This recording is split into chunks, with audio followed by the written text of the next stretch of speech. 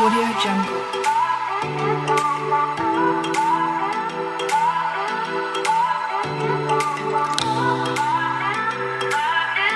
Audio Jungle. Hello friends, आप सभी लोगों का सक्सेस 95 में स्वागत है।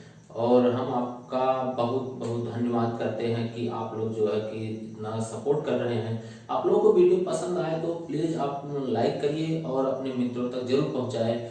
और दूसरी चीज़ की है, जब आप वीडियो को ओपन करते हैं तो आप वहां पर देखिए कि रेड बटन होती है सब्सक्राइब की, उसके ऊपर क्लिक करिए और सब्सक्राइब कर लीजिए। इससे यह होगा कि हम जब वीडियो बनाएंगे तो आपके पास नोटिफिकेशन पहुंच जाएगा। तो चलिए हम अपना स्टार्ट करते हैं चैप्टर। एक वृत्ताकार रास्ते के बाह्य और आंतरिक परिधि का अनुपात 23:22 है। यदि रास्ते की चौड़ाई 5 मीटर है तब आंतरिक वृत्त का व्यास ज्ञात कीजिए। यहाँ पर क्या दिया है कि एक वृत्ताकार रास्ता है। रास्ता कहाँ पे है? बाह्य और आंतरिक परिधि का अनुपात दिया हुआ है। एक वृत्ताकार रास्ते के बाह्य और आंतरिक परिधि का अनुपात, मतलब इस बाह्य परिधि का अनुपात और आंतरिक परिधि का अनुपात यहाँ पर दिया हुआ है। ठीक, रास्ते की चौड़ाई 5 मीटर है। ये रास्ते की चौड़ाई यहाँ से यहाँ तक कितना है? 5 मीटर है। ठीक है, तब आंतरिक वृत्त का व्यास ज्ञात कीजिए। तो ये जो आंतरिक वृत्त बना हुआ है इसका व्यास बता दीजिए कि यहाँ से यहाँ तक इसका व्यास क्या है। अब इस व्यास को ज्ञात करने के लिए मान लेते हैं यहाँ पर जो त्रिज्या है ये r है और जो बड़े वृत्त की त्रिज्या है वह कैपिटल R है।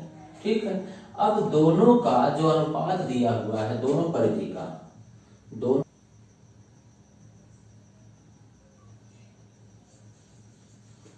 वृत्त की परिधि का अनुपात बराबर 23:22 दिया हुआ है। ठीक, अब यह परिधि का अनुपात एक बड़े वाले का है या छोटे वाले परिधि का अनुपात है।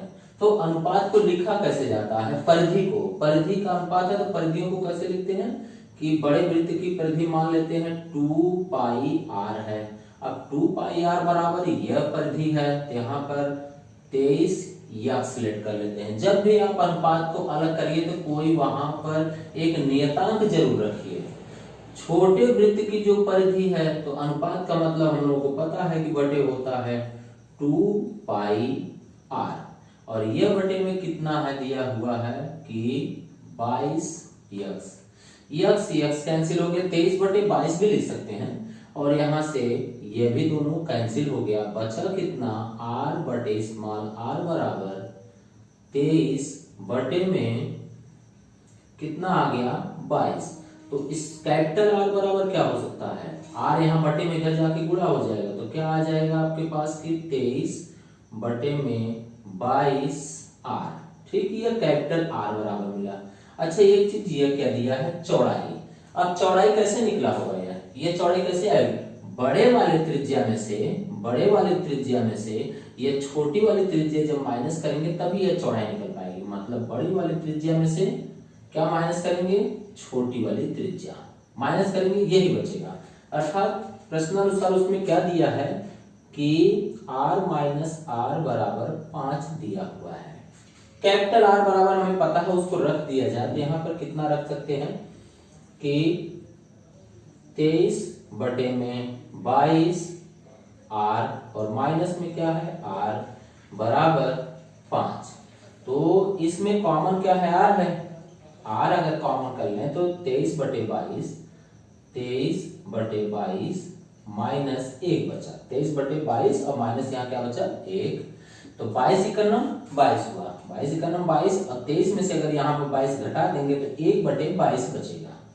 और यहाँ बराबर क्या है? 5। अर्थात यहाँ पर आया क्या कि r गुणे 1/22 बराबर क्या आ गया यहाँ पर? 5।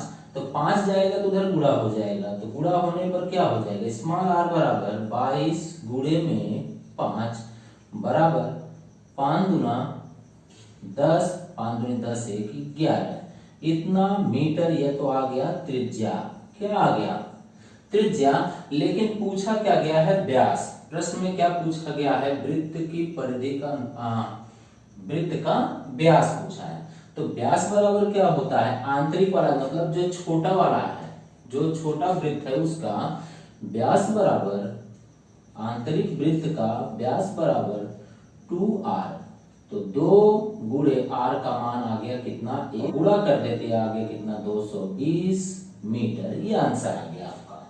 ठीक है, अगर आप लोगों को वीडियो पसंद आ रहा है तो प्लीज अपने दोस्तों को जरूर शेयर करिए।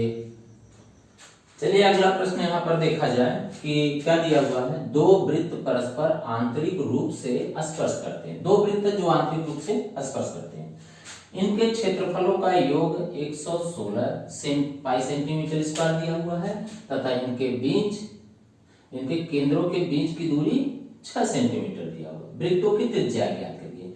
मतलब दो वृत्त है, यहाँ पर दो वृत्त है और आंतरिक रूप से क्या करते हैं जी, स्पर्श करते हैं। ये दो वृत्त हैं और दोनों एक दूसरे को क्या करते हैं, आंतरिक रूप से स्पर्श कर रहे हैं। दोनों का योगफल दिया है, क्षेत्रफलों का योगफल दिया है। इनके केंद्रों के बीच की दूरी मान लेते हैं, इसका केंद्र एक यहाँ है और बड़े वाले वृत्त का केंद्र यहाँ है, तो दोनों के बीच की दूरी कितना दिया है, 6 सेंटीमीटर। हमें पता है अगर ये केंद्र है तो यहाँ से यहाँ तक की दूरी क्या होगी, त्रिज्या मान लेते हैं छोटे वृत्त की स्मॉल आर। अगर यह भी केंद्र है तो यहाँ से यहाँ तक की दूरी यह भी क्या हो जाएगी जी, त्रिज्या ही होगी, लेकिन ये कैपिटल आर मान लेते हैं। अब इतनी दूरी निकालना है तो बड़े में से अगर छोटा वाला घटा देंगे तो ये वाला हिस्सा बच जाएगा। अर्थात क्या दिया है कि r माइनस स्मॉल आर बराबर 6। तो r यहाँ माइनस से उधर जाके क्या हो जाएगा, r बराबर 6 और ये जाकर उधर प्लस हो गया। ये r बराबर यहाँ से जो बीच की दूरी दिया था उससे ये हम लोगों को प्राप्त हो गया। और क्या दिया है, क्षेत्रफलों का योग दिया हुआ। तो क्षेत्रफलों का योग कैसे करेंगे, माना छोटे वृत्त की त्रिज्या स्मॉल आर और बड़े वृत्त की त्रिज्या कैपिटल आर, अगर इसको मान लिया जाए तो क्षेत्रफलों का योग। तो प्रश्न अनुसार क्या कह रहा है यहाँ पर कि बड़े वृत्त की त्रिज्या, बड़े वृत्त का जो क्षेत्रफल होगा और छोटे वृत्त का जो क्षेत्रफल होगा, दोनों का योग दिया है 116 पाई। इसमें देखिए दोनों में कुछ कॉमन है, अगर पाई कॉमन कर लिया जाए तो यहाँ से आर स्क्वायर बचा प्लस यहाँ से स्मॉल आर स्क्वायर बचा बराबर 116 पाई। तो पाई से पाई अगर कैंसिल हो गया तो क्या बचा, r square plus small r square बराबर 116 पाई। अच्छा, यहाँ से कैपिटल आर का मान लेकर के यहाँ लिख सकते हैं हम लोग। ठीक, कैपिटल आर बराबर कितना, 6 प्लस आर, तो 6 प्लस आर यहाँ लिख दीजिए, 6 प्लस आर का ये whole square plus r square बराबर 116 पाई। ठीक, इतना कंफर्म हुआ। ये a प्लस बी का क्या है, होल स्क्वायर, तो ये a प्लस बी का होल स्क्वायर, a स्क्वायर मतलब 6 का square 36 plus r square plus 2r का मतलब हो गया कितना, 12r और प्लस ये आर स्क्वायर है ही है बराबर 116। तो आर स्क्वायर मिलकर कितना हुआ, 2r स्क्वायर और प्लस 12r स्क्वायर तो है ही है, 12r है यहाँ पर। दूसरा ये प्लस इधर जाके क्या हो जाएगा माइनस, तो 116 में से अगर 36 माइनस कर देंगे तो क्या बचेगा यहाँ पर 80।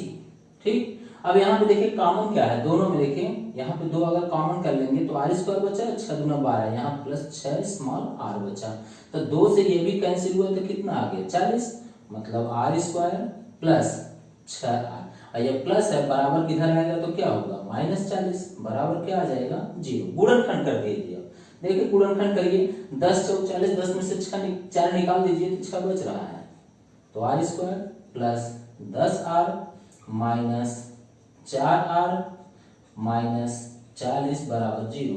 दोनों देखिए कॉमन क्या है r, तो r प्लस क्या बच रहा है यहाँ पे 10 माइनस क्या बच रहा है 4, 4 दाम 40, 4 कॉमन हो गया, तो यहाँ से बचा क्या r और प्लस निशान बदल जाएगा माइनस से, देखिए तो 4 दाम 40 बराबर 0। दोनों अब क्या कॉमन है, r प्लस 10 और r माइनस 4 बराबर 0। ये तो अमान्य होगा क्योंकि ये प्लस उधर जाके माइनस होगा, तो माइनस में तो त्रिज्या आएगी नहीं, अर्थात हम इसको लेंगे r माइनस 4 बराबर 0, तो r बराबर कितना हो गया 4 सेंटीमीटर। अब ये त्रिज्या निकल गई, देख लीजिए यहाँ पे छोटे वृत्त की त्रिज्या बराबर 4 सेंटीमीटर। अब बड़े वृत्त की त्रिज्या निकालने के लिए क्या करें, 4 का मान रख दीजिए 4, r बराबर 4 रखेंगे तो 6 और 4 कितना हो गया, r बराबर 6 प्लस 4 बराबर कितना हो गया 10 सेंटीमीटर।